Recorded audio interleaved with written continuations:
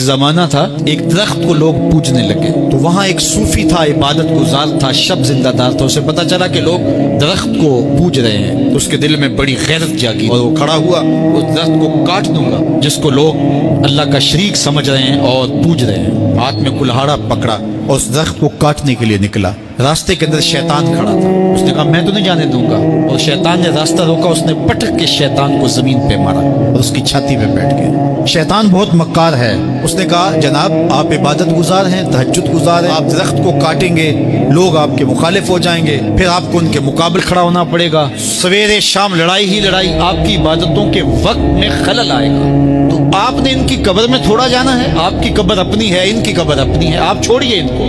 اور ساتھ ہی کہا کہ جب آپ مصلی اٹھایا کریں گے تو نیچے سے ایک درہم مل جایا کرے گا آپ کو۔ اس طرح باتوں میں لگایا اور وہ زاہد صاحب واپس آ گئے، نماز پڑھی، مصلی اٹھایا، درہم ملا۔ نمازیں پڑھتا ہے، ہر نماز کے بعد مصلی اٹھاتا ہے تو ایک درہم ملتا ہے۔ کافی دن گزر گیا، دل بھی آہستہ آہستہ مردہ ہو گیا۔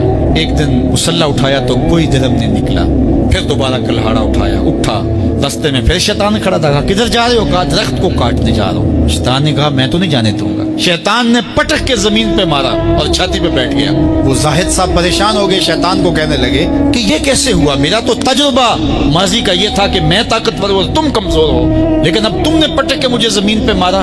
تو کہا صاحب اس دن تم اللہ کی رضا کے لیے جا رہے تھے، آج تم درہم کے لیے جا رہے ہو۔ تو جب عمل میں خلوص نہیں رہتا تو پھر عمل نہیں رہتا، پھر سجدے بے روح ہو جاتے ہیں، نمازیں بے ذوق ہو جاتی ہیں، پھر سب کچھ چلتا رہتا ہے لیکن رسم ہوتی ہے، پھر قرآن پڑھا جاتا ہے، رسم ہوتا ہے، قرآن دل کو پھر نہیں بدلتا، اس لیے کہ رسم ادا ہو رہی ہوتی ہے۔ جب رسم ادا ہو رہی ہو تو پھر قرآن دل کو نہیں بدلتا۔